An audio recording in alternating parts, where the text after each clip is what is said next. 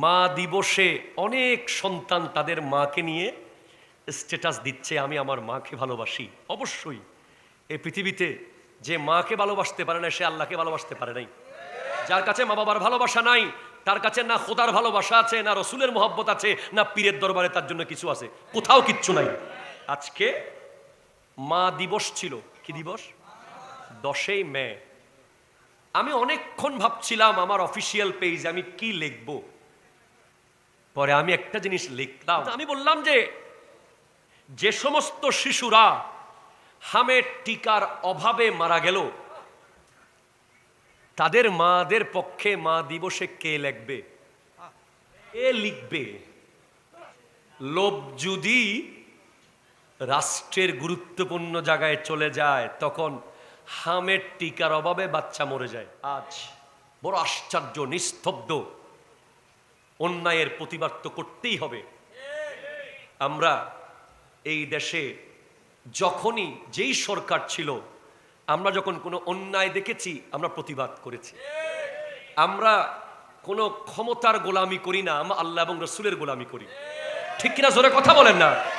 সেজন্য বিগত আমল যেটা গেছে, গত ইলেকশনের আগে ওনারা হামের টিকা কি করেছে, কি কিনেছে, পত্রিকায় আমরা পেলাম যে ওনারা সে দায়িত্ব ঠিকভাবে পালন করে নাই।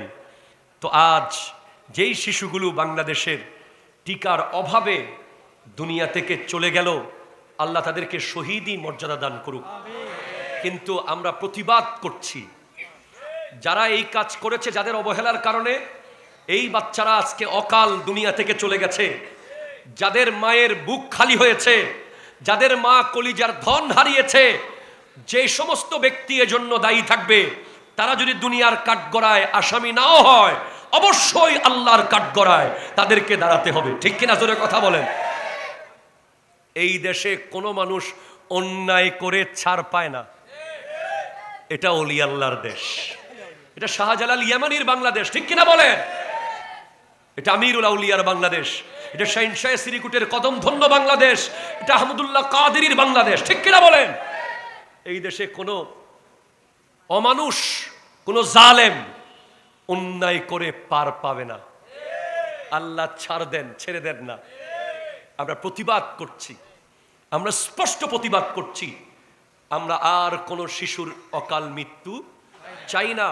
আমরা বর্তমান সরকারকে বলবো, আপনারা পদক্ষেপ নিয়েছেন যতটুকু জানতে পেরেছি, আরো সিরিয়াস পদক্ষেপ নিতে হবে।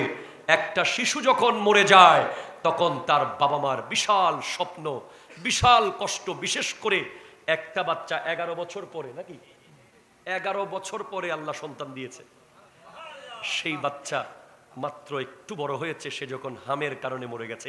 একটা বিলুপ্ত প্রায় রোগ, শুধু অবহেলার কারণে এসি রুমে বসে বসে দেশ চালানো যায় না। ঠিক কিনা? জোরে কথা বলেন। দেশ চালাইতে হলে জনগণের কাছে আসতে হয়। আমরা বিশ্বাস করি বর্তমান সরকার জনগণের দোরগোড়ায় আসবে এবং জনগণের চাহিদা পূরণ করবে।